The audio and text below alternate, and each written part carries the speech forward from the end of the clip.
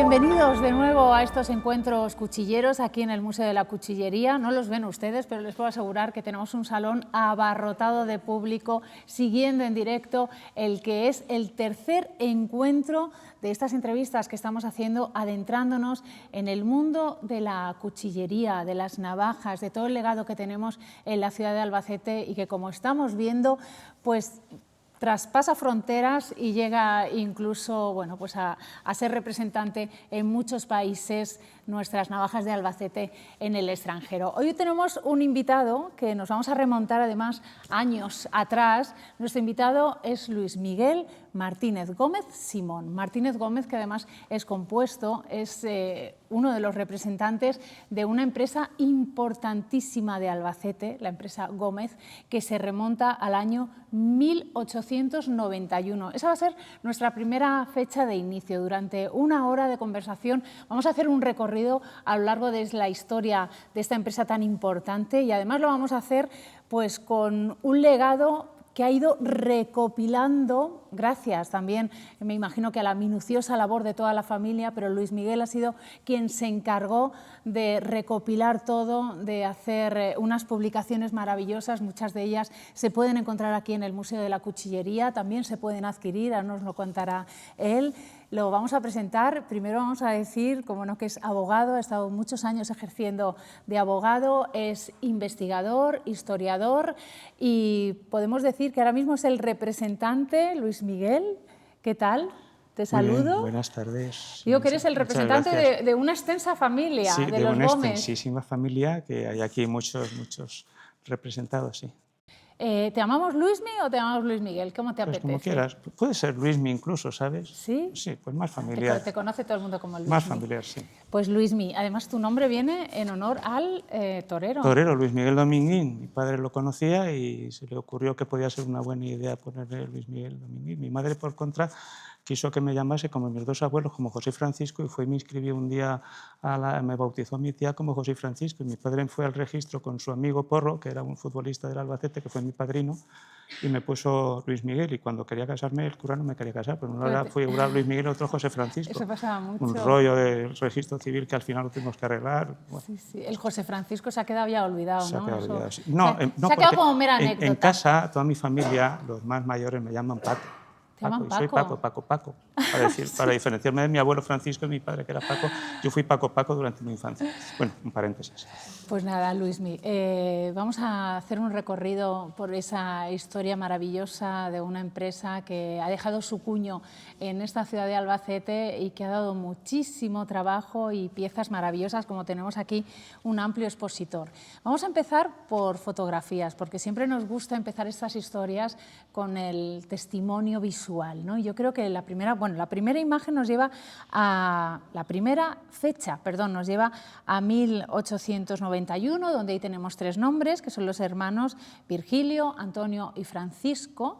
Y sí que vamos a ver una primera foto. Bueno, ellos estaban trabajando con Justo Arcos, sí, ¿verdad? En su taller. Antonio y Francisco, que eran mi abuelo y mi tío abuelo, estaban trabajando. Esa fotografía que tenemos ahí es la plantilla en 1920. En 1920, entonces, ahí están con la abuela María Clementa, está mi abuelo Francisco, mi tío abuelo Virginio y mi tío abuelo Antonio. Están ahí en esa fotografía que es en el templete de los Jardinillos. Ahí se puede ver rodeados de la plantilla que entonces estaba en 1920. La empresa empieza a funcionar en 1918. Antonio y Francisco son trabajadores de la empresa de Arcos, se independizan y en 1920 ya tienen un taller considerable y esa es la plantilla. Esta es la primera fotografía que ilustra la primera plantilla y además a mí me ha saltado una duda porque todos los trabajadores están en esta foto, de las numerosas fotos que vamos a ver, están todos numerados, nombres, apellidos y a lo que se dedicaba cada uno de ellos. Sí, la categoría profesional incluso y las tareas que hacían en el taller, si estaba en una excéntrica, si estaba en el torno, si estaba en un banco, sí. ¿Y Luis Miguel eso por qué ha sido? Bueno, ha sido una tarea de investigación que inicié hace muchos años, pero fundamentalmente por el testimonio de mis mayores, de mis padres, de mis tíos, de mi tía Chelo, incluso de mi tía Tonia. De alguna manera, pues ellos me fueron dando toda esta información y que luego recopilé en un libro un poquito que viene a conformar la historia de la familia. Lo cogiste además, creo que en el momento exacto en el que te podías sentar con tu padre y con una memoria privilegiada padre, te iba diciendo todos los avatares de esta empresa. Efectivamente, mi padre además tenía una memoria prodigiosa y fue quien me identificaba prácticamente a todos los obreros. Fue una gran ayuda, fue un puntal para hacer la publicación de la historia de la familia. Vamos a pasar a otras dos fotografías que tenemos aquí. Esos son mi abuelo, el del bigote es mi abuelo, y el de al lado es mi tío abuelo Antonio. Tu tío abuelo Antonio. Que son los dos que empiezan a montar el taller. Cuéntame un poquito. Se puso en la calle de la Feria, si no me equivoco, número 59. En principio ellos vivían en una casa que estaba en el número 59 de la calle de la Feria y ahí tenían el primer taller. De hecho, ahora podemos ver alguna imagen de un anuncio de la fábrica de cuchillería en Feria 59. Ahí tenían el primer taller y ya que vemos, en el año 1920 aproximadamente, pues ellos, mi abuelo Antonio y mi abuelo Francisco y mi tío abuelo Antonio, pues entonces diseñan lo que es su proyecto de vida. Son dos casitas que hacen dos pequeños chalés que están uno a la derecha y otro a la izquierda, y el edificio central es la fábrica. Ese es el croquis de la fábrica, que es un legajo del archivo municipal, y esa es la fábrica que luego veremos una imagen actual, bueno, actual no, del año 22 o 23 del interior. Claro, porque exactamente esta misma fachada luego se fue modificando conforme la familia. Sí, con el tiempo, sí. De hecho, mi casa actual, o la casa de mis padres actual, es esta que queda aquí en la parte derecha, y esos primeros balcones del primero con los mismos muros, que son unos muros de carga tremendos que tienen medio metro de alto, pues sobre esos cimientos se levanta otra planta en el año 40 y en los años 60 ya otras dos más. Ellos tenían como una visión, bueno, la verdad es que yo creo que una visión muy inteligente de decir, cada uno de los hermanos va a vivir a un lado de la fábrica, vamos a estar cerca de nuestro centro de trabajo y así la familia, como así ha pasado, formaría parte, generaciones, de lo que es la empresa, ¿no?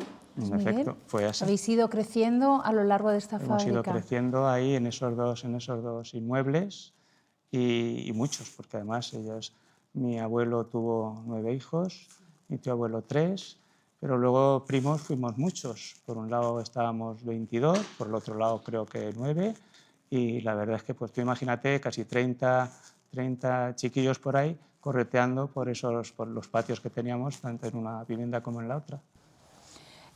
Y vamos a pasar a la siguiente foto. Esa imagen es de la fábrica ya cuando está en la calle Feria número 50 y 52, de los años 20, de mediados de los años 20. Creo que la imagen exactamente corresponde a una publicación de 1924. Ahí dice que tenían 100 obreros, yo creo que no. Es decir, ahí el periodista fue muy generoso porque las nóminas que tenemos de aquella época, del año 1923 y 24, que las tenemos precisamente por aquí, es una nómina de los obreros de 1923, que tenemos aquí el original.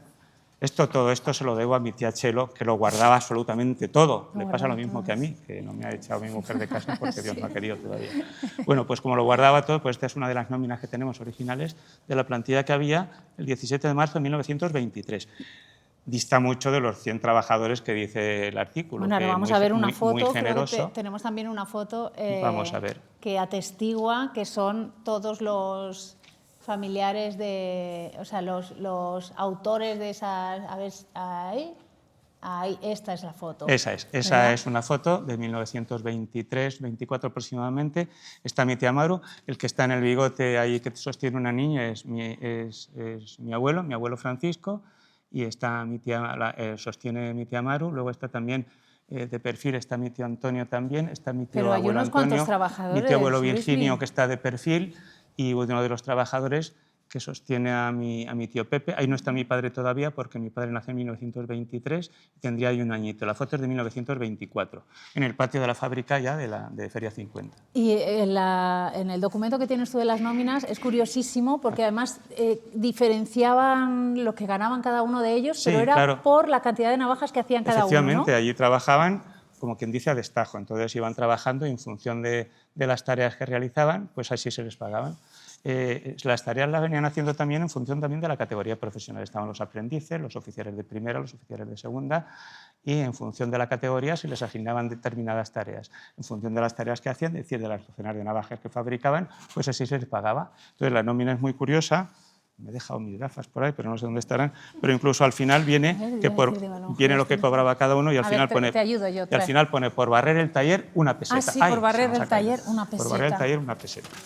Este documento y todos los documentos que tienes, es tan valioso el haber podido guardarlo, recopilarlo todo, porque bueno, les vemos con este color característico, el sepia, pero está impecable.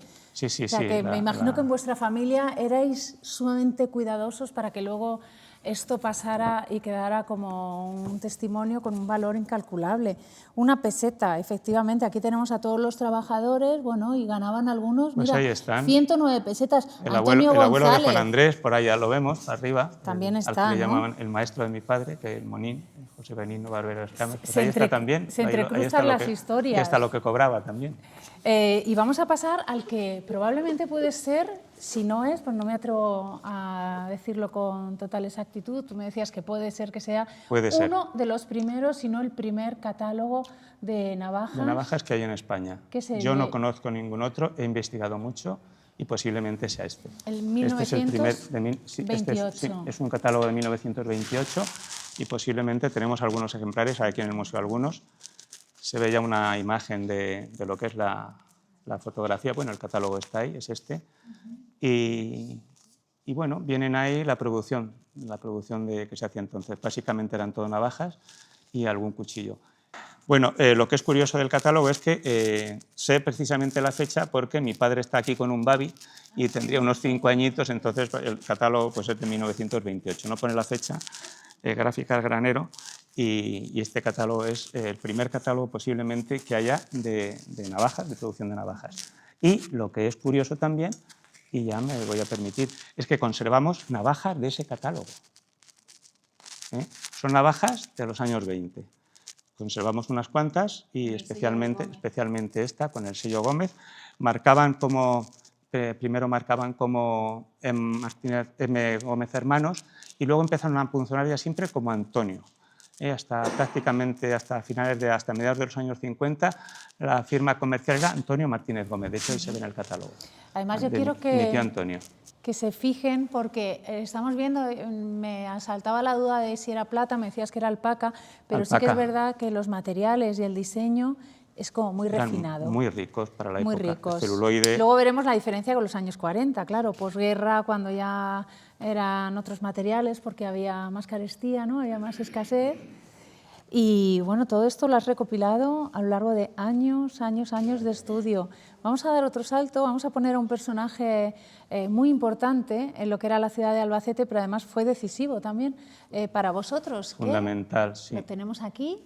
¿Quién es? Preséntalo, Luismi. Arturo Cortés Ortiz. Don Arturo Cortés era un médico que vino de Alicante, nació en Sax, y vino de Alicante y se instaló en Albacete. Y se instaló en ese edificio, que es hoy el gobierno militar, y era una clínica. Entonces, mi abuelo Francisco, bueno, lo conoció, no sé qué relación tenían. Él era masón. En casa nunca me dijeron que mi abuelo fuese masón, evidentemente. Si lo fue, se lo callaron bien, porque además pues, en mi casa siempre han sido, una rama siempre ha sido muy conservadores. Y nunca me dijeron que fue masón, pero lo conoció de algo. El caso es que se hicieron muy amigos, Arturo Cortés y mi abuelo Francisco, y lo metió en política. Entonces, Arturo Cortés era aquí un representante de Izquierda Republicana y entonces, bueno, pues animó a su amigo Francisco a participar en política y en el año 1931 pues lo convence y entra en lo que es la coalición republicano-socialista al Ayuntamiento de Albacete como concejal en 1931, de la mano de Arturo Cortés Ortiz. Por eso he querido rendirle este pequeño homenaje a este médico de Sax, que fue gobernador civil de Albacete.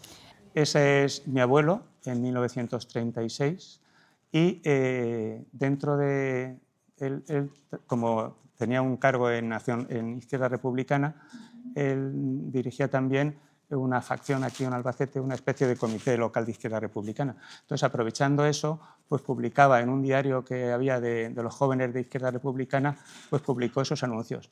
Publicaba esos anuncios, yo creo que el anunciante, como se lo pidió Francisco, puso Francisco Martínez Gómez y alguien le diría, oiga, no, que el titular de la empresa es Antonio. Y entonces el artículo luego lo veo en un diario después, veo que efectivamente han corregido y entonces quien figura como titular de la empresa es Antonio Martínez Gómez, mi tío abuelo Antonio. Estaban los dos ahí como protagonistas. Estaban los dos juntos. Bueno, hay que decir también que en la fábrica también estaba entonces mi tío abuelo Virginio y también José María. José María era también el mayor de los hermanos, estuvo vinculado también a la empresa, pero no tanto como Antonio y era tan importante, porque bueno, además la calidad de las navajas, de las piezas, yo no sé, ¿esta puede ser esta que sale en el blanco y negro? Ahora, ¿no? Sí, ahora esta navaja sí, esta es, es parecida, sí.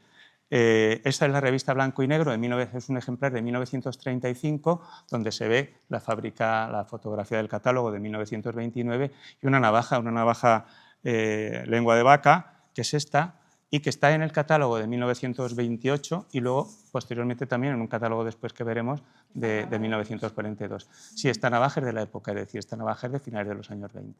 Y es la misma navaja, lo que pasa es que la cacha que tiene en la fotografía que vemos en imagen es diferente, esto es celuloide, es un celuloide muy bonito que hace unas aguas muy interesantes, y aquella navaja es de imitación de asta de ciervo.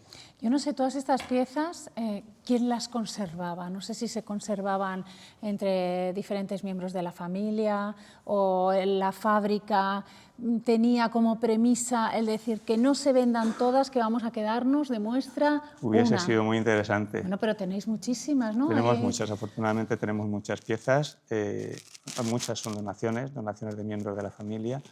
Y cuando sabían que yo estaba interesado, pues siempre que tenía alguna, oye, vente para acá que tengo una navaja de casca que te va a gustar. De mi tía Tonia hasta mi tía Emilio, que tenía muchas, mi tío Ángel, mi tío Antonio, es decir, todos de alguna manera, todos el que tenía una navaja interesante, me llamaba, Luis Miguel, mira, te he encontrado esta pieza, a ver si te gusta. Por supuesto, para mi colección, ¿no?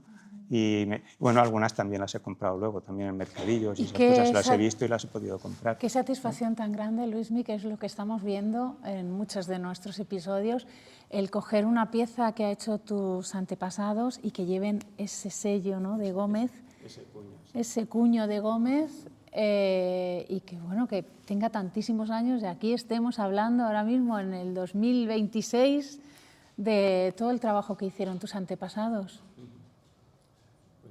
Os enorgullece mucho, ¿no?, me imagino. Pues a sí. ti como historiador, el poder bucear en todos los fondos de la familia. La verdad es que sí, es apasionante, ¿no? Y sobre todo con episodios, por ejemplo. Ahí estoy viendo que hay un sello que pone Antonio Martínez Gómez, UGT, Comité de Control. Bueno, cuando estalla la Guerra Civil, en 1936, pues los trabajadores incautan la fábrica. Incautan la fábrica, dos que están precisamente, uno que está tirando una piedra, es curioso, ya se le veían las trazas entonces, y a pesar de la incautación, bueno, hay incautación requisa, no se sabe muy bien lo que fue. El caso es que a pesar de eso, la dirección de la empresa sigue siendo en manos de Antonio y de Francisco, es decir, de alguna manera sí. Cosa que luego el favor lo devolverán y ya lo veremos pues más adelante. Sí. Y estos sellos son muy curiosos porque los encontré y son los que llevaban las cajas. Pone AMG Antonio Martínez Gómez, los que llevaban las cajas en los años 20. Las primeras cajas llevaban estos papelitos donde viene aquí el modelo de navaja. Esto es un hallazgo impresionante que encontré en internet y cuando lo dije digo, no me lo puedo creer, porque yo tenía esta imagen ya, pero no tenía el soporte físico real de estos sellos. Yo creo que es una de las riquezas más importantes, aunque sean pequeñitos, que tenemos ahora mismo. Más cosas. Pues más cosas, tenemos tantísimo material que vamos a dar otro salto y nos vamos, acabada ya la guerra en los años 40. No, estamos todavía en el periodo de la claro, Segunda República. Con esta especie de anuncio, claro, ¿no? es una factura que encontré por azar, además, rebuscando papeles de esos que me dio mi tía Chelo, y entonces encuentro una factura y dice, esto no tiene interés. Digo, ¿cómo que no tiene interés? Resulta que al dorso venían todos los trabajadores en el año 1935, la relación de obreros que había en la fábrica en 1935. Entonces, claro, me supuso una fuente de información importantísima para saber la composición de la plantilla. Así es que ahí están todos. ¿Se sabía más o menos la producción que podían hacer al año? Muchas navajas, pues, ¿no? Sí, la verdad es que por ahí está. decenas y decenas de navajas, sí. Y bueno, como veíamos en esos catálogos, siempre muy especializados y con sí, un diseño... especialmente en navajas. De hecho, el catálogo que tenemos de finales de los 20 no recoge solamente nada más que un cuchillo, todo lo demás eran navajas. ¿Quién fuera entonces el diseñador? Pues no lo sabemos, pero en fin. Luego después tuvisteis un diseñador célebre. Luego, sí. Y Uno luego de los mejores, ¿no? Uno de los mejores, dos. Nos vamos a los años 40, donde sí que es verdad que empieza a haber cambios. Vamos entonces y ahí ya se diseña un nuevo edificio. A los años 40. Lo que era la fábrica original, la familia empieza Pues a crecer. Sí. Porque... La familia crece y diseñan un nuevo edificio. Este es el plano del edificio. Son dos edificios exactamente iguales, son simétricos. Este es uno y al lado está, este es el de mi abuelo Francisco y al lado está el de mi tío abuelo Antonio.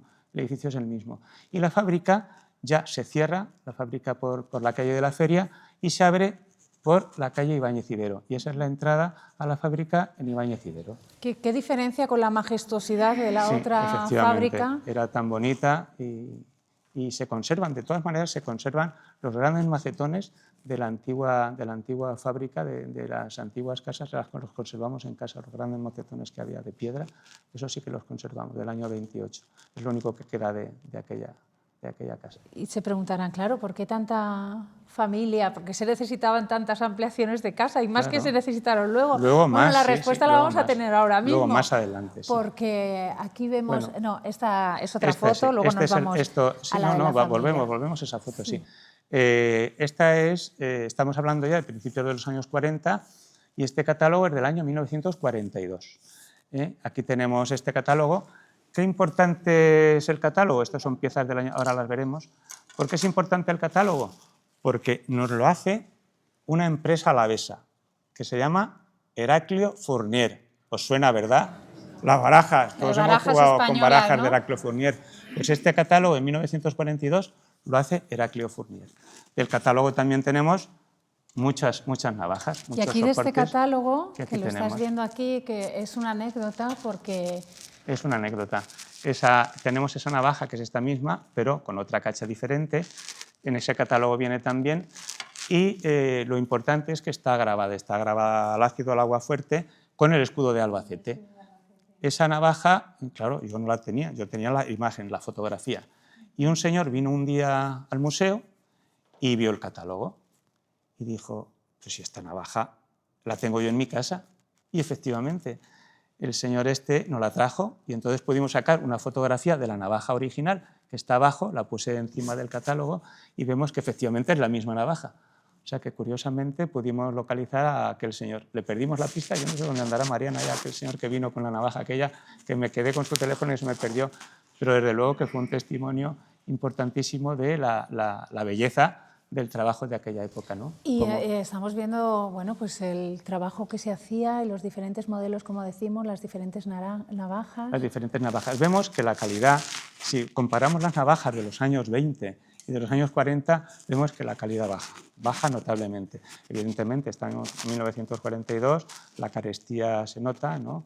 Estamos en plena posguerra y los materiales son diferentes, ¿no? Los materiales son mucho más austeros.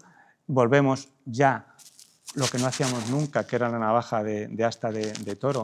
Empezamos a hacer pequeñitas navajas de asta de toro en los años 40. Y luego también diseñamos una cosa muy bonita en este catálogo, y es esta navaja que servía como regalo para las comuniones, que lleva un cáliz. Es un cáliz, es una navaja, está en el catálogo de 1942 y es una navaja de la época que servía como regalo para dar a los niños una navaja. Es decir, el niño de Albacete, pues ¿por qué no iba a llevar una navaja? Pues se le regalaba una navaja en primera comunión con el cáliz. Y damos otro salto y nos vamos a la década siguiente. Lo tienes todo. Años 50. Años 50. Decía yo que lo tienes todo tan sumamente clasificado que vas siguiendo la trayectoria de la historia de la fábrica de tu familia por décadas, por acontecimientos, apoyados además pues en todas las piezas que tenemos y en los años 50 donde nos iríamos. Sí. ¿Qué encontramos? Un paréntesis. Es importante, como hemos visto, que la trayectoria republicana del abuelo pues luego de alguna manera pues no trae consecuencias. ¿Por qué? Por dos razones. Primero porque con el tiempo, pues todos nos hemos hecho del nuevo régimen de Franco. Y eso supone que en casa empecemos a comprar libros de José Antonio y tenemos una biblioteca tremenda de todos los libros de José Antonio y le pongamos el sello de la fábrica. Entonces tenemos en casa una buena colección de libros de José Antonio Primo de Rivera y de Franco con todos los sellos de la empresa. Es que los había traído aquí y digo, vaya, se nos ha olvidado. De historiador, ¿no? Y nos vamos a los años 50. A los años 50, los años duros. Una década difícil, sobre todo porque es una década donde hay una crisis importante. En el año 55 hay varios acontecimientos que marcan el devenir de la empresa, de esta y de otras. Ahora sí que podemos poner la fotografía de todos los obreros, de esa fotografía que ya es de los años 50. Y vamos a la siguiente. Ustedes no lo ven aquí en este monitor, pero en el libro que está publicado, además un libro que creo que lo tienes tú ahí, ¿no? Es el libro verde que está aquí abajo. Está por aquí. Están numerados todos y cada uno de los trabajadores de la empresa, identificados, con nombres, con apellidos, a lo que se dedicaba cada uno. También aparece, aquí tenemos a Juan Andrés Barbero, aparece en esta fotografía, ¿no? Su padre. Pues creo que estarán, claro que estarán, sí. ¿Verdad? Está Moñín, que era arriba, ¿no? Estaba... Y bueno, este nutrido grupo de trabajadores, tú los has pedido... Trabajadores y trabajadoras. Y trabajadoras. Tenemos 4 o 5 trabajadoras también que estaban que se dedicaban a empaquetar, básicamente. Tú los has podido clasificar, como decíamos, por la memoria también, prodigiosa por la memoria de tu mi padre. padre. Estaban todos con nombres y apellidos, también en una relación que tenemos en el libro. Están todos identificados. ¿Qué ha sido, por ejemplo, para tu padre el poder bucear en los fondos de la empresa, poder clasificar cada una de las piezas? Mi padre, la verdad es que fue yo creo que le animé esos últimos años porque, bueno, pues le gustaba mucho hablar de su casa, de sus amigos, de su fábrica, y para él fue importante, yo creo que colaborar conmigo en el trabajo, en la edición del libro. Es importante esa foto también, me gusta mucho, por eso muchos trabajadores. Y porque además esa foto es la última que tenemos de la empresa tal como se concibe, porque a partir del año 55 hay 2 rupturas, es decir, bueno, 3 en concreto. Mi tío abuelo Antonio, con uno de los trabajadores más insignes, con José Benigno Barbero y con su hijo, pues hacen sociedad y se dedican a fabricar cuchillos y básicamente fornituras. Y luego otro de mis primos, el hijo de mi tío abuelo Virginio, también se separa de la fábrica en el año 55 y monta su pequeño taller. De hecho, una de las razones por las cuales nosotros cambiamos el logotipo, porque se funcionaba siempre con Gómez, es precisamente porque para no competir con el nombre comercial de mi tío abuelo Virginio. En el caso de los abuelos, el abuelo de Juan Andrés y de mi tío abuelo Antonio, pues no hay ningún problema, porque no había competencia, porque ellos se dedican básicamente a hacer fornituras y cuchillos. Navajas hacen menos, pero fornituras muchas, además unas fornituras muy bonitas, que el otro día mi primo Miguel Ángel Vicente, que están aquí algunas hermanas suyas, pues nos trajo cajas que tenía en casa. Bueno, como sabéis, Miguel Ángel lo guarda todo, y entonces nos trajo la fornitura de esta navaja, que es un zapato de mujer que tengo yo aquí, que la hicieron ellos, la hacían en los años 50, hacían estas fornituras muy bonitas, pues tenemos ahí cajas de fornituras de los años 50 que trajo Miguel Ángel el otro día. ¿No? ¿Le llamaban, no? Sí, el zapatito a la pierna de mujer, el zapatito se conocía vulgarmente, ¿no? Pues estas fornituras las hacían ellos. Y mi tío abuelo Virginio, su hijo, Pepe Martínez Caules, pues hacía otro tipo de navajas, pero más rudimentarias. Esta navaja es de mi tío abuelo Virginio. Este tipo de navaja. Y bueno, hacía un poco la competencia. Claro, Gómez, y hacía la competencia. Entonces, ¿qué pasaba? Pues vamos a ver. Para evitar precisamente la competencia, bueno, esta es una imagen de la crisis, carta. Precisamente, como estábamos hablando, es un tiempo de crisis, los años 50, y la fábrica tiene que, para paliar los efectos de la crisis, tiene que desprenderse de buena parte de la plantilla. ¿Qué hace? Pues los tiene que despedir. Pero es un despido muy sui generis. Eso es una carta de recomendación que hace a 2 de los trabajadores, los recomienda diciendo que son buenos trabajadores, no lo leo exactamente aquí, pero lo que sí que hicieron era buena parte de los trabajadores en sus casas montar sus pequeños talleres, pero seguían trabajando para la firma.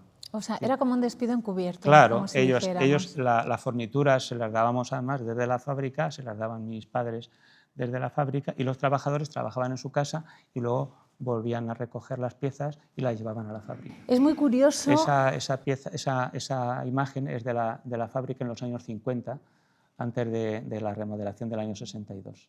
Estaban ahí dos de los trabajadores precisamente que son de los que figuran en el... Con esa carta de recomendación, porque los tenían que despedir.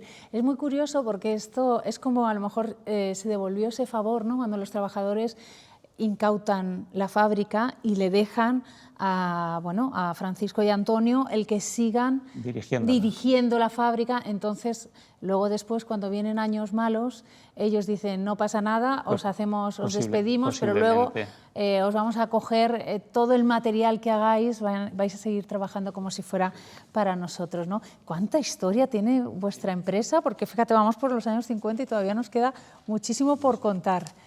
Y todo documentado, como decimos. ¿Se hubiera podido perder, tú crees, Luis Miguel, si tú no te hubieras puesto a indagar en los archivos? Pues no sé si se hubiese perdido, sí, si no llega a ser porque mi tía Chelo me proporcionó todo esto. Cuando vio que yo tenía interés fue cuando me llamó y me dijo, fue en el cambio precisamente, cuando nos vamos en el año 79, que se cerraba la fábrica en la calle Feria y en Ibáñez Cibero y nos vamos a Campo Llano. Entonces, todo lo que había en los archivos fue cuando me llama y me dice, Luismi, mira, tengo aquí todo esto, si te interesa, vamos a tirar algunas cosas. Digo, no tiréis nada antes de que lo vea yo.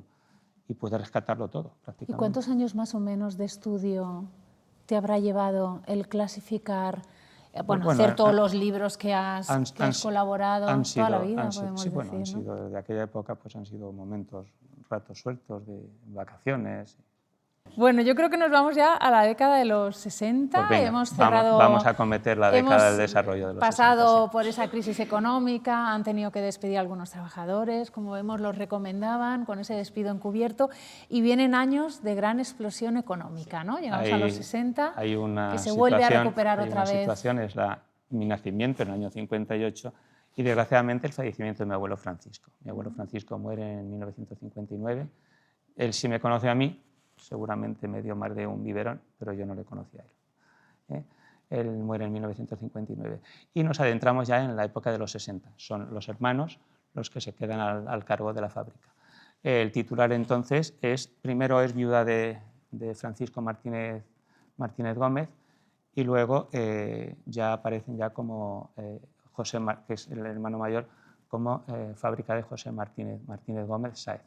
Martínez Gómez, que se compone el apellido, bueno, lo hablaremos al principio de los años 60, de la composición de la... Os quedáis con Gómez Martínez.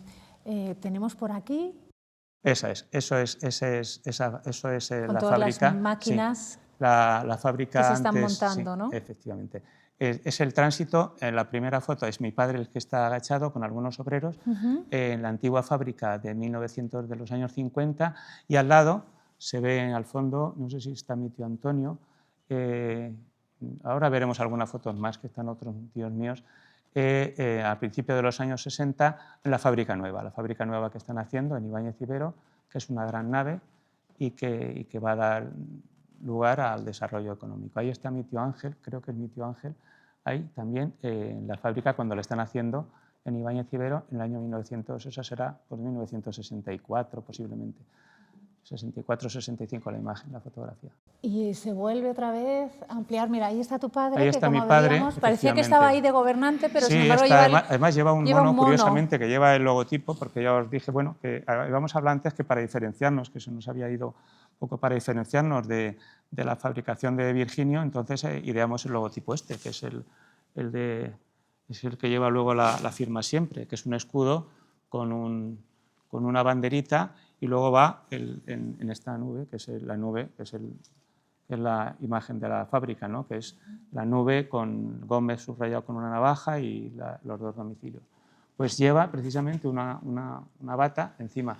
Va supervisando como si fuese el jefe y en realidad era uno más. Entonces yo además digo, se puede papá, ¿por qué te pones ahí? En plan de, porque me dijo el fotógrafo, pero póngase usted ahí, no es usted. Digo, no, pero aquí era uno más. Mi padre era un obrero más, igual que... hay que decir que son 9 hermanos, mi padre son 9 hermanos. De los 9 hermanos, prácticamente 8 se dedican a la cuchillería. Ahí tenemos a mi tío Emilio, que está aquí, mi tía María, está su mujer, y está con Emiliete al brazo. Ahí que tendría Emiliete por 2 años, a lo mejor tendría aproximadamente. Mi tío Ángel, que está también aquí, algunas hijas suyas, está mi prima Sonia por ahí también, pues ahí está también supervisando el desarrollo de la nueva fábrica. Pues me imagino que será de 1964, 65, ¿no? No, sí, 1964, 65 será la imagen de la fotografía, que es cuando se hace la fábrica nueva. Y la fábrica nueva va creciendo todo y esa casa familiar que decíamos que al inicio claro. albergaba a pocas familias. Sí. Ahí está, ahí claro. la tenemos. ¿Qué pasa hasta 4 plantas. Claro, ¿qué pasa con claro, es que 9 hermanos. Claro, mi tío abuelo Antonio, ¿qué pasa? Que están aquí algunas nietas suyas, pues que tiene 3 hijos, tiene 3 hijas en concreto, solamente. Entonces no necesitan ampliar. Los 2 edificios son iguales. Sí. De hecho, ahora mismo, si vais a la calle de la Feria, está el mismo edificio que se conserva igual, lo que pasa es que han echado 2 plantas. Son simétricos. Como mi abuelo tiene más hijos, pues tiene que ir creciendo. Y entonces se levantan 2 plantas más, un tercero y un cuarto, sin cimientos. Es decir, se van levantando, las vigas eran muy grandes. Yo digo, algún día esto se nos va a hundir, pero no, aguanta todavía y sigue aguantando. Además. Y en el año 64, 65, no, perdón, yo creo que sería en el año 66. Entonces se abre la tienda en los 2 bajos comerciales, entonces abrimos una tienda de cuchillería y en el otro lado ponemos una tienda que es una especie de paquetería, juguetería, ¿no? Y mercería. Sí. ¿Cómo lo tenían todo pensado? Claro, estaba todo. Entonces estábamos hablando de que son 9 hermanos, uno de ellos no se dedica a la fábrica, es mi tía Maru, que además su marido, mi tío Alejandro, fue un destacado miembro de la División Azul, también coadyuvó un poco a que no hubiese represalias para su suegro. En aquella época pues, se casó con mi tío Alejandro, que ya digo era un destacado miembro de la División Azul, y entonces evitó que hubiese represalias contra mi abuelo. Y no sé por qué venía esto. Ah, sí, bueno, porque ese es el día de la inauguración. De la entonces, tienda. El que está de la inauguración de la tienda. Ah, que eran estos 9 hermanos. Uno de ellos, esta es mi tía Maru, y los otros todos se dedican al negocio. Mi tío Mario y mi tío Raúl, cada uno de ellos en un comercio. Mi tío Mario regenta el comercio de la paquetería, la mercería y la juguetería, y mi tío Raúl va a regentar hasta época muy reciente, prácticamente hasta 2010, la tienda de cuchillería. Y esa es la inauguración. Niño que tiene las el gordo gafas, ese de gafas soy yo. El tiempo me ha tratado muy bien. Te dirían. Y el que está detrás de mí es mi padre. Y ese es el día que inauguraron la tienda de cuchillería, que además la bendijo don Ángel Lagunas, que era el cura de toda la vida, porque era el que cuando nosotros cenábamos en Nochebuena, teníamos la costumbre, mi abuela siempre nos juntaba a todos para cenar juntos en Nochebuena. ¿Y os juntabais cuántos, más o menos? Pues cerca de 40 seríamos. Pues tú imagínate que eran 9 hijos con sus yernos, 22 primos. Más los y nietos, luego ¿no? más Damaso González, que era íntimo amigo de mí y era como uno más. Entonces se nos juntaba todas las noches viejas también Damaso, el torero. Damaso González pues era casi uno más de la familia. Entonces estos 2 trabajaban, cada uno en una tienda, y los otros 6 trabajaban en el taller. Mi tío Emilio en la sección de ventas, mi tío Antonio y mi padre y mi tío Ángel estaban en la fábrica, y luego mi tía Chelo estaba también, luego mi tío Emilio también luego se pasó a la sección de contabilidad y administración, y mi tío Pepe, que era el mayor, con mi tía Chelo estaba trabajando en lo que era la contabilidad y todo esto. Bueno, en realidad la gerente, la cabeza pensante y quien más era la gerente, era mi tía Chelo. Era tu tía Chelo. El poder de la mujer en aquella época, ¿no? A pesar de que eran 7 hombres y 2 mujeres, las mujeres eran la mujer en este caso, mi tía Chelo, era la gerente de la fábrica. Y además sí que vemos lo importante que era la empresa, que capitaneaba la actividad también en Albacete junto a otras empresas importantísimas como son Argos, todos los que hemos ido o han ido pasando por aquí, que incluso tuvisteis una carroza sí. de la reina. En el año 1966. Sí. Bueno, aquí tenemos a la reina, que es tu hermana. Es que es aquella señora que está allí, que se va a levantar, ¿no? Para que la veáis. Porque es que resulta que fue la primera reina de cuchillería de Albacete en el año 1966. Y ahí la tenemos. Y ahí, no, es que ahora viene después. Y ahí la tenemos dándole Rodolfo Martín Villa el saludo. Y si vemos la siguiente. vamos a ver la siguiente, donde está mi prima Rosa María, abajo sentada, y encima de la navaja está mi hermana, con la banda. Y mi hermana decía que iba temblando porque no sabía si iba a caerse de la navaja o no. Esa es la primera Feria Nacional de Cuchillería del año 1966 en Albacete, que es importante por eso. La banda que lleva la donó al museo mi hermana hace un tiempo y está expuesta en el recorrido histórico del museo. Está en la entrada la banda que ponía primera reina de la cuchillería, pues ahí está. La tenemos. Esto da testimonio de lo importante que es el sector, ¿no? Y de ya tener su primera reina de la cuchillería, la organización sindical, las carrozas. Al final no se cayó, pero lo pasó, no. Bueno, las pasó canutas. Luego lo podrá decir ella, pero sí. Era muy joven, tenía 18 años entonces, o sea que era una chiquilla. Sí. Ahí va ella haciendo equilibrio y diciendo... Ella y Rosa María eran unas chiquillas. Y seguimos con catálogos, porque de nuevo viene otro catálogo. Viene un catálogo. Que va a ser... Muy importante. Muy importante. Este es el catálogo que se hace en los años 60, esta es la portada. Fíjate, es un catálogo curioso, muy completo, ¿no? Es un catálogo muy completo, del que también conservamos muchas navajas que están aquí. Y bueno, esa es la primera página porque el catálogo es en blanco y negro, hacerlo en color era una pasta. Entonces se hace el catálogo en blanco y negro, pero para que los clientes puedan ver cómo son las navajas, entonces ahí se pone pues bueno, el silbatín, el celuloide, los tipos de materiales de las cachas de las navajas se ponen ahí. Era una empresa que sí que es verdad que dedicaba dinero a lo que es el marketing, al invertir, el hacer los logotipos, como hemos visto. Este logotipo creo que lo hizo tu tío Raúl, ¿puede ser? Sí, ese logotipo es un diseño de mi tío Raúl, por ahí está uno de sus hijos. Que todavía vive, ¿no? Mi tío Raúl es, junto con mi tía Mari Carmen de aquella generación, los que todavía están con nosotros. ¿Cuántos años tiene ahora, Raúl? Pues ¿cuántos tendrá? ¿94? 92 años. 92. Era muy creativo. Y entonces... Era muy creativo. Ha sido el creativo. Sí. De hecho, ahora veremos también algunas cosas de sus creaciones. Pero vamos a recalar en estas navajas. Sí, bueno, pues él fue quien, para diferenciarnos precisamente de mi tío abuelo Virginio, pues el que diseña el logotipo que se hace mundialmente conocido, el logotipo de Gómez con la navaja que subraya el apellido. Y esas navajas, hay que decir que el diseñador de las navajas, prácticamente mi padre era el gran diseñador en casa, mi tío Antonio también algunas veces diseñaba, con mi tío Ángel alguna vez también, pero el diseñador de casa era mi padre, y esta era una serie que llamábamos dominó, porque era en blanco y negro, es celuloide todo, y para que no se viesen los clavos, pues entonces les ponen encima también una chapita de celuloide. Estas navajas las tenemos aquí, ahí debajo tenemos también algunas de los años 60 con expositores. Con la cruz, ¿no? Claro, con las estrellas. Con la cruz y las estrellas. Y de los años 60 también, que se nos han pasado, pues tenemos este tablero. Este tablero que nos lo hacía un señor que se llamaba Mon Núñez. No sé si lo conocen ustedes, pues los tableros que teníamos eran de la viuda de Julián Núñez. Y todos los mangos también los hacían ellos. Los hacían ellos, ¿no? La colaboración tan importante de unas empresas con otras. Claro. Estamos viendo que ha habido mucha, más que competencia, yo creo que ha habido mucha generosidad y solidaridad entre las empresas de Albacete, ¿puede ser? Danos tu visión. Es posible. Yo no puedo tener la competencia, en realidad es que yo no la he vivido como tal, porque nunca hemos tenido competencia. La familia Oroviz, que además está aquí uno de los Medrano también, pues que además un familiar suyo fue contable nuestro, está Agustín aquí representando a la familia, los Medrano. Estamos viendo, por ejemplo, Barbero, Juan Andrés. Han sido familia, es decir, mi tío Antonio además luego se asocia con parte de otra familia Medrano y hacen también su parte de negocio, es decir, que bueno, de alguna manera pues sí que había una...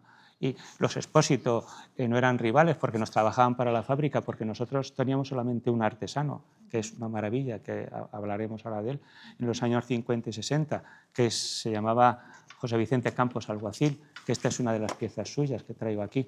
Pues entonces no había competencia porque prácticamente eran todos una gran familia cuchillera. Pues Vicente era nuestro artesano.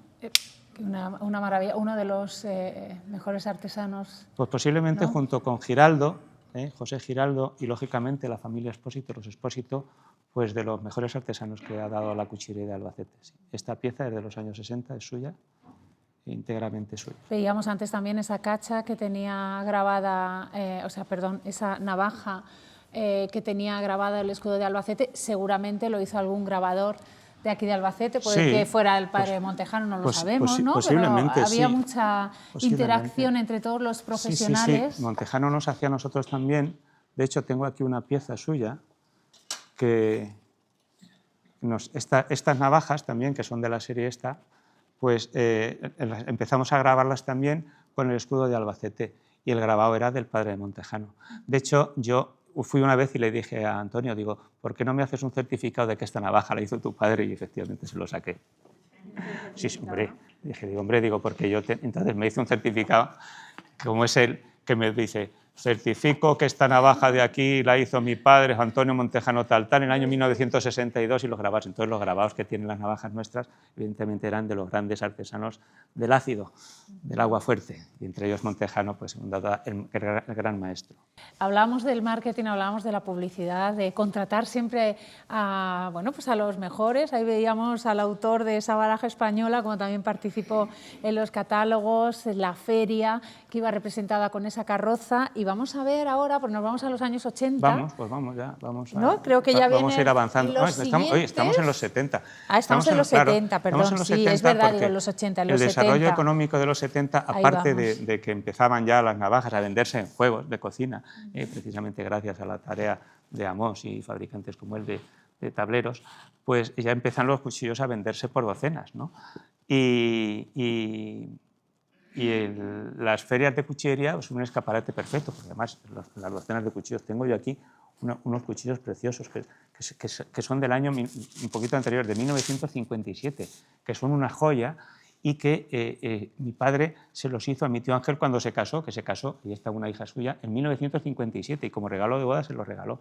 ¿Qué pasa? Que mi tío Ángel, como sabía mi querencia, dijo un día, Luis Miguel, sin que se enteren mis hijos, ahí los tienes, que me los hizo tu padre. Ahora ya se han enterado, pero en fin, así es que... Y en los años 60 pues también tenemos estas piezas, que también los hicieron también para otra boda, con lo que llamábamos silbatrín, que era un elemento auxiliar de las cocinas, el silbatrín, y lo utilizan aquí los cuchilleros para eso. Bueno, pues vemos que el desarrollo económico también se da precisamente por el auge que tienen las ferias de cuchillería. Primero en los círculos de la feria, en los círculos interiores, sabías que había un círculo, que era el primer círculo, que estaban todos los fabricantes de cuchillería.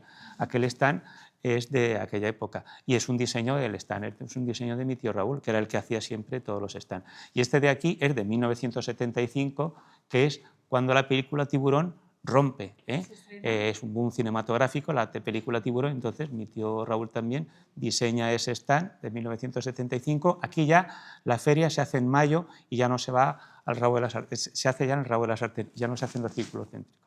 Y se hace en mayo. Pero y en la película Tiburón es curioso porque los dientes, ¿no? Los dientes del tiburón son los cuchillos. Los cuchillos y las navajas. Son los dientes del tiburón. Hablamos del marketing, de la publicidad, del siempre que, bueno, que la imagen también fuera elemento esencial a todo lo artesanal, y aquí tenemos el ejemplo más claro, cómo ellos se vendían. Y bueno, es que este diseño podía ser perfectamente de cualquier publicista. Porque tu tío Raúl era el que... Sí, además los escaparates que ha hecho siempre hasta último momento. Es lo bueno, ¿no? De tantos hermanos, cada uno se dedica a una cosa, ¿no? Cada uno hacía así, cada uno tenía su tarea. Y ahora creo que sí, que nos vamos a dar un salto a los años 80, ¿puede ser? Porque... Sí, pues vamos a ver. Estamos en 1980 ya y la fábrica de Ibáñez Ibero se queda pequeña y deciden irse a Campoyano. Pues como todas las empresas emergentes, pues en un polígono industrial emergente está en auge y pues todos se van a Campoyano. Entonces ahí cogemos unos terrenos y ahí se levanta la fábrica en Campoyano. Es la fotografía de arriba, es la imagen de la fachada principal, y la de abajo es la parte trasera, por donde entraban los obreros y los proveedores, los clientes y los que venían a ver la exposición, porque arriba teníamos una sala de juntas y un gran espacio expositivo donde teníamos prácticamente todas las navajas antiguas y las navajas modernas, sobre todo las navajas del artesano, estaban arriba en una gran sala de reuniones que era también una sala de exposiciones. Se entraba por la parte delantera y los obreros y los proveedores por la parte trasera, que es la imagen de abajo. Claro, ustedes están en la fábrica de arriba, a muchos de nosotros nos suena y la han identificado perfectamente porque ahora mismo es la actual escuela. Claro. Cuando la Amos fábrica Núñez. se cierra en Ya el lo año veremos. 2000, no nos produce un desgarro importante porque además se la queda Fudecu, se la queda de alguna manera para que se monte allí la Escuela de Cuchillería Amos Núñez, y ahí se monta la Escuela de Cuchillería, que además la maquinaria que dejamos nosotros la utiliza la Escuela de Cuchillería, incluso algunos de los maestros que teníamos nosotros, Se de los quedan maestros, allí como se quedan maestros, como ¿no? maestros Alguno también de en la los fábrica. trabajadores. Entonces, de alguna manera, los Gómez perviven ahí, en la Escuela de Cuchillería Amos Núñez, no solamente con su maquinaria, sino también con sus obreros. ¿Cuántos trabajadores podría haber más o menos en esa época de Campoyano con esta fábrica nueva? Pues yo no sé si tendríamos unos 30 y tantos trabajadores. Muchos de ellos de tu familia, ¿no? Había Bueno, primos. aparte Se van sin incorporando más contar con la adelante, familia. ¿no? Sí, a los hermanos, a los 8 hermanos que están trabajando en la fábrica, tanto en el comercio como en la fábrica, pues se incorpora luego una siguiente generación. Y yo creo que seríamos una docena prácticamente los que pasamos por la fábrica en sus distintas fases. Básicamente casi todos estábamos en la sección de ventas y en el almacén, pero sí, creo que seríamos, yo calculo, Sonia, que estaríamos como unos 12, ¿no? Entre de los primos de los 22 que éramos, unos 12 por lo menos sí que pasamos de la tercera generación por la fábrica. Y nos situamos en esta época porque aquí viene, bueno, pues el reglamento de armas, como ya hemos hablado mucho de ellos, donde se prohíbe esa vamos navaja a ver automática. Si vemos la siguiente imagen, a ver, creo que está efectivamente. Ahí hay dos hitos importantes a principios de los años 80. El reglamento de armas de 1981, que como sabéis prohíbe, entre otras cosas, la navaja automática. Nosotros ahí no nos perjudicamos mucho. Pero tenéis Hay dos otras modelos empresas, nada por más. ejemplo, la de Juan Andrés, sí que sabe que fue un palo tremendo para el sector cuchillero de Albacete que prohíban la navaja automática. Nosotros solamente hacemos dos navajas automáticas, que son además un diseño de mi tío Antonio, que es este tipo, que es una, y otra prácticamente que era igual. A ver cómo se abre, ábrela. Sí, bueno, pues yo creo que llevo sin abrirla años. Yo no sé si abrirá. ¿No? No sé. Pues Mira, sí, se abre, sí, sí. Pues yo creo que llevaba 20 años sin abrir. Intacta. Después de 20 años... A ver si consigo cerrarla. Esas navajas fueron prohibidas, que bueno, causaron una crisis importantísima en el sector y afortunadamente pues a vosotros nos afectó. No. Y luego me hablabas de otro hito. Claro, y otro hito más importante, claro, que es que nosotros, cuando el Mundial de España, en 1982, en 1981, sabemos que se va a organizar en España el Mundial de Fútbol de España 82, y entonces nos dirigimos a los organizadores y les pedimos la licencia para vender en exclusiva productos de cuchillería con el emblema en naranjito. Y claro, y ahí está. Aquí está, que tenemos aquí. Sí, tenemos ahí el naranjito. ¿Lo tienes ahí detrás? ¿Es esta? Sí, bueno, es el mismo, sí. Esas son navajas que van con el emblema en naranjito, y aquí tenemos también pues llaveros que se hacían con el emblema en naranjito. Estos son los blister originales. Sí, estos ¿no? son los blister originales que un servidor se dedicaba también a montar. Ya teníamos una máquina térmica que entonces poníamos ahí los blisters, poníamos las navajitas y luego lo poníamos ahí. Está diciendo Amos Núñez que ahora regales unas cuantas. Bueno, esto vale mucho. Y se quedaban, Vamos a dejar a Luismi sin sus navajas. Y se quedaban ahí. Pues mira, a lo mejor habrá en la sala unas 40 personas. ¿A cuánto nos toca cada uno? Pues a uno? Ese blister, desgraciadamente, solamente nos quedamos con blisters de estos. Y de esas navajas no nos quedamos ninguno. Y lo encontré en un comercio que estaba de cuchillería, que estaba por el parque, y un día lo vi, pasé y lo vi. Y lo compré y dije, bueno, ¿cómo tienen ustedes esto aquí de hace ya? Porque eso a lo mejor lo tengo aquí ya. Aquí vemos que está vuestro logotipo de Gómez y pone distribuidor exclusivo Mundial 82 España con estas navajas, Mundial España 82. Pues Qué esto curioso. Es importante, sí. O sea, las navajas del Mundial de fútbol España, el Mundial salieron de fútbol, de creo Albacete. que no sé si ganó Italia el Mundial aquel, sí. Italia, pero, ¿no? Sí. Ganó. Y salieron de aquí de Albacete. Y salieron de aquí de Albacete y la verdad es que hubo un pedido importante y fue un momento también importante para el desarrollo económico de la fábrica. Y nos vamos al año 1988, donde tenemos el último catálogo de vuestra empresa. Ah, ¿no? Sí. Estaba por aquí, creo que lo tenía por aquí. Sí, el último catálogo, que es este. Sí, es el último catálogo ya. Ya lo vemos más moderno, en color. Sí, ya es un catálogo con diferentes piezas, tiene otro estilo. Es el último que se hace, perdón, voy a beber un poquito de agua. Y tenemos también una imagen que también es contemporánea. Esta imagen también es importante. Los miembros de la familia que estén aquí pues los reconocerán. Es la última imagen que hay de los obreros de la fábrica en una comida de empresa, donde está buena parte de la familia, de los que trabajaban allí. Pues yo no sé si estarás por ahí, Sonia, ¿verdad? Yo no sé si estaréis por ahí. Está tu hermana, Ruth, están pues mi tía Chelo, mi padre, mi tío Pepe, están todos los hermanos y están también sus cónyuges y buena parte de los obreros que entonces quedaban en la empresa. En el año, la foto es de 1989 exactamente. Obreros que además os acompañaron muchísimos años, ¿no? Habéis tenido... Sí, había obreros que, bueno, que toda echaron la los dientes vida. allí. Por ejemplo, yo recuerdo a Domingo, pues era un aprendiz cuando entró y se jubiló. Y, bueno, y muchos de ellos, pues, prácticamente, si vas viendo las nóminas de los distintos años, pues ves que el mismo obrero se repite prácticamente hasta que se jubila, ¿no? Luismi, ¿por qué se cierra la fábrica? No sé si Pues a lo la mejor fábrica se cierra en el año 2000. por En la el año competencia 2000, asiática puede ser. fundamentalmente porque nosotros, aunque producimos cuchillos, no podemos competir. Arcos tiene una visión de futuro muy importante. Roberto además era íntimo amigo de mi tío Antonio y se lo decía muchas veces: Antonio, tenéis que hacer lo que nosotros, tenemos que ir con los alemanes. Entonces, bueno, pues el padre del actual Roberto Arcos, de Ana y de Pedro, pues bueno, pues de alguna manera pues tuvo una visión diferente. Y nosotros nos quedamos anclados quizá en el mundo cuchillos navaja, ¿no? Cuchillos más... menos cuchillos y más navaja. Entonces entra la competencia asiática en el año 2000, vienen navajas, que al principio las navajas chinas eran muy malas, luego empezaron a fabricar mucho y la competencia era imposible.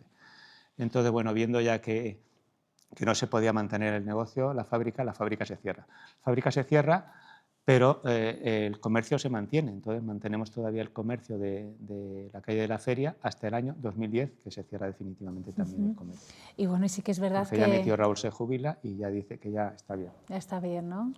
Pero sí que es verdad que la fábrica de Campoyano da paso a lo que es la Escuela de Cuchillería Amos Por eso Núñez. la ruptura y el lastimarnos de haber terminado con la empresa pues no es tal, porque ahí siguen algunos obreros, sigue la maquinaria y sigue de alguna manera el espíritu de los Gómez impregnando las paredes de la Escuela de Cuchillería de Amos Núñez, ¿verdad que sí? Es muy curioso porque, Luis, sí que es verdad que tú eres abogado. Tu madre tenía muy claro que quería que estudiaras y que no te dedicaras exclusivamente al mundo de la cuchillería, ella decía, ¿no? que bueno, que la cuchillería era un negocio y que si yo por lo menos que estudiase, y que de alguna manera, pues bueno, que ya vendrían tiempos mejores y que yo, si quería luego poner mis conocimientos al servicio de la empresa, que siempre podía ser el abogado de la empresa, ¿no? De alguna manera, pues el abogado de la empresa, nuestro abogado fue, en sus tiempos fue Juan José García Carbonell, y luego el abogado que hemos tenido en la empresa ha sido Julio García Bueno durante todos estos años, que se me olvidó decirlo, pero mira, hay que recordarlo, ¿no? Julio, además gran amigo, pues ha sido el abogado de la empresa durante todo el tiempo hasta prácticamente que finaliza la empresa. Muchos primos tuyos, cuando llegó el cierre de la empresa, estaban trabajando allí, Pues ¿no? sí, algunos de ellos estaban trabajando allí. Sí, luego, pues bueno, pues cada uno fue haciendo. Algunos de ellos se dedicaron a la representación. De hecho, algunos de ellos eran representantes ya de la fábrica. Otro primo tuyo se tuvo que ir a y Canarias cuando, también, ¿no? Creo. Sí, otro primo pues montó aquí un negocio, luego se fue a Canarias en la representación. Ángel Carlos, que está aquí, su hermana, pues también se dedicó luego a ser representante también de comercio de cuchillería, que ya conocían bien el sector. Y bueno, pues y ahí se quedó. Es que eso tiene un riesgo, o sea, cuando todos, bueno... Depender de una familia tan grande. Una familia tan grande y todos negocio. Metidos en el negocio y de repente la fábrica cierra, entonces Pero se bueno, quedan todos se han ido colocando ¿no? Bien, sí. Y todos hemos ido quedándonos bien. Y bueno, tu labor has sido letrado, has trabajado creo que para Trabajado en la Castilla-La Junta de Mancha, Comunidades, la para la Junta de Junta de Comunidades de Comunidades. Castilla-La Mancha durante muchos años, ejercí durante 10 como letrado de la Junta en materia de derecho de familia y luego he estado como dentro del servicio jurídico pues en muchos destinos, ¿no? El último donde me jubilé fue en la Delegación de Agricultura. Me dedicaba a expedientar a todos los que contaminaban el medio ambiente, con lo cual... Y tu labor de investigador con esa tesis que has hecho magistral, la hiciste como pues, no podía ser de otra manera. Pues se me ocurrió que, bueno, tenía tiempo y dije, bueno, pues voy a hacer estudios de doctorado. Entonces hice los estudios de doctorado y mi directora de la tesina, Esther, la conocía yo porque, bueno, teníamos cierta relación de amistad y me digo, Esther, te voy a proponer que haga una cosa muy rara. Digo, ¿qué te parece si hago una tesis sobre la navaja? Y yo, ¿una tesis sobre la navaja? Digo, sí, entonces la tesis es la navaja como pieza de convicción en el proceso penal. Es decir, mis raíces jurídicas pues con la navaja. Entonces es un estudio científico sobre que los crímenes que se cometen en una navaja no son tantos como el estigma que se le da a la navaja como elemento de agresión. Entonces, viene a demostrar que la navaja es una herramienta de trabajo más que un elemento de agresión o de defensa. Y ese es el desarrollo de la tesis. Yo creo que viene la tesis luego a formular efectivamente al final esa conclusión, ¿no? Que hay más asesinatos que sí con planchas, que sí con ladrillos, que sí con cuchillos, pero que la navaja no es un elemento de convicción en el proceso penal para nada en comparación con otros. Desgraciadamente, lo que podríamos hablar de violencia machista o violencia de género es un elemento que no es una pieza de convicción fundamental, como otros elementos, desgraciadamente, en el ámbito de la violencia machista. Pues esa es la tesis y el legado que has dejado. Y se publicó porque la escuela, el museo dijo, pues vamos a publicarlo, y lo publicamos junto con otra editorial. Y luego tu labor de investigador, que gracias a ella has podido recopilar todo este legado de la familia. Toda esta labor investigadora ha dado lugar a clasificar la historia de la empresa, de la que hemos ido haciendo un recorrido muy rápido y hemos ido hablando y además viendo, creo que una de las entrevistas con más materiales gráficos que podíamos ver y tocar. Yo quiero llamar, para despedirnos, a nuestra concejala responsable del museo, a Lucrecia Rodríguez de Vera. Un aplauso muy grande para ella. Gracias a ella que están produciendo, porque te va a ofrecer, como ya es original, ponte de pie, Luismi. Ay, Uy.